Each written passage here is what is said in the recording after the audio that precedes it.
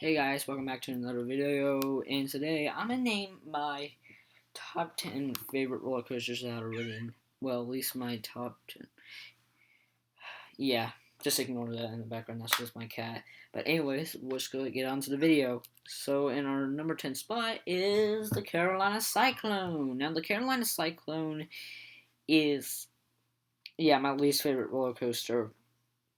It's it's made by Aerodynamics, which it's a Aero Looper. Now on this ride, it was the first roller coaster that goes upside down four times. Now, gives it some historical value, but here's the thing though: it's rough, headbanging, and it's just a two lane coaster. It's also really short too. You're at least on there for like a minute. Actually, probably like 50 seconds probably from the top of the left tail to the brake run. But anyways, yeah, you get the point. It's really terrible. But moving to my next spot is Nighthawk. Now Nighthawk kind of surprised me, but really I don't hate it or anything. It's just that it's like not my type. It is rough, like it is rattly, but really this roller coaster is very underrated. So, but it's actually a Vekoma Flying Dutchman, which I feel like it's an upscale model of a Vekoma SLC or looping coaster. But anyways, that's just me nitpicking. But you're really like if you're riding this in the day, because when you leave the station, instead of like a B&M flying coaster, you're laying on your back instead of facing down. You don't face down until when you're on the top of the lift hill and it's before that first drop. I won't really count it as a version, but it might be a version. I don't know. But you might go blind, so you might have to close your eyes. And I know they probably won't let you with sunglasses on the ride. So, anyways, let's move on. And coming in our eighth spot is Vortex. Now, Vortex is a standing up roller coaster, and actually, it's one of B&M's first rides. Well, not exactly the first. It was their third ride, giving it some historical value. But it's a roller coaster that has two versions, and then really just has headbanging, and it's not really that great of a ride. It's a stand up, so you're not gonna really get the best out of it. But anyways, moving on.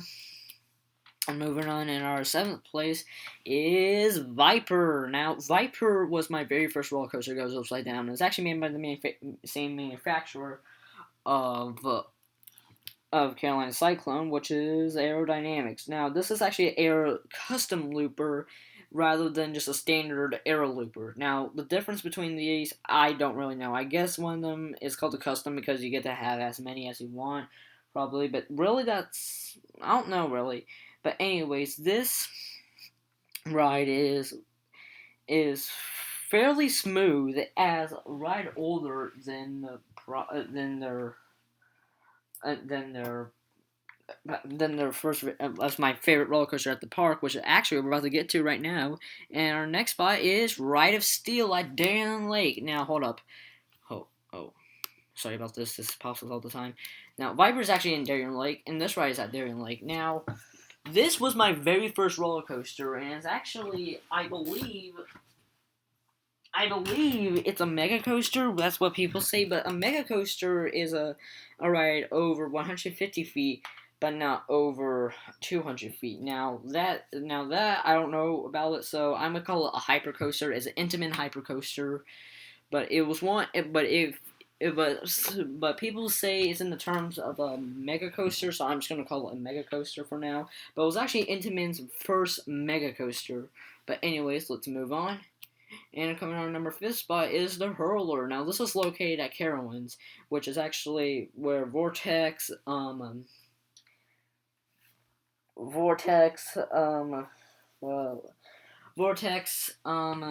Cyclone, and then Nighthawk is located at. So this is their parks. Now this is the park's only major wooden roller coaster. Now I hope for a new. Like it's really rough and it's really rough. So maybe if they can add in like a new major winter roller coaster, a good GCI will probably do, and then just use up and just give the hurler the RMC treatment. That actually would happen to its brother that actually had the same layout and the same name at King's Dominion, which was at the time owned by the same company, Paramount Parks, until Carowinds and King's Dominion got bought by Cedar Fair, which is actually the owner of Cedar Point. Now, anyways, moving on now, and coming on our number 4th spot is Intimidator. Now, to be honest, I was quite surprised when I rode this for the first time. Now, honestly, but I rode many roller coasters, and one of them I actually looked at a POV before I rode it. But this is one of those rides that I didn't rode. Was like I didn't even know it existed until my first trip to Carowinds this year. But anyways, I just had to put him in number 4 spot, and it's themed to NASCAR driver Dale Earnhardt. Now, you can probably tell, and actually, I actually did a video on him the other day, or like maybe like a week or so. But anyways, that's probably you could probably tell when you see the car already. And coming on number 3rd spot is Afterburn, my favorite B&M invert.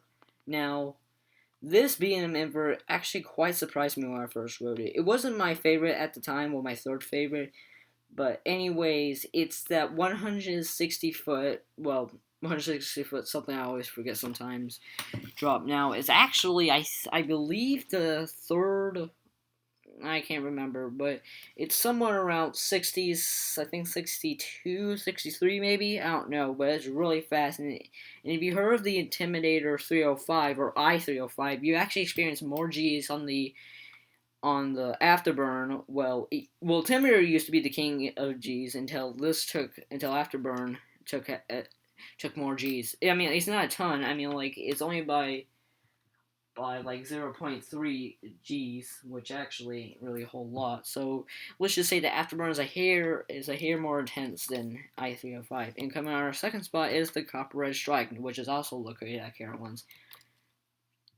Afterburn is also located in that park too.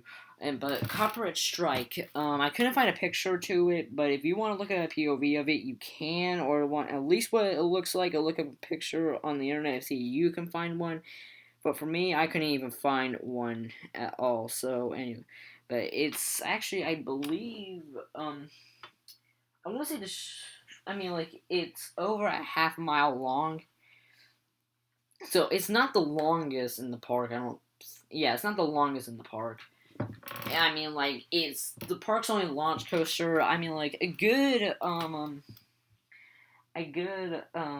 which ride should I mean?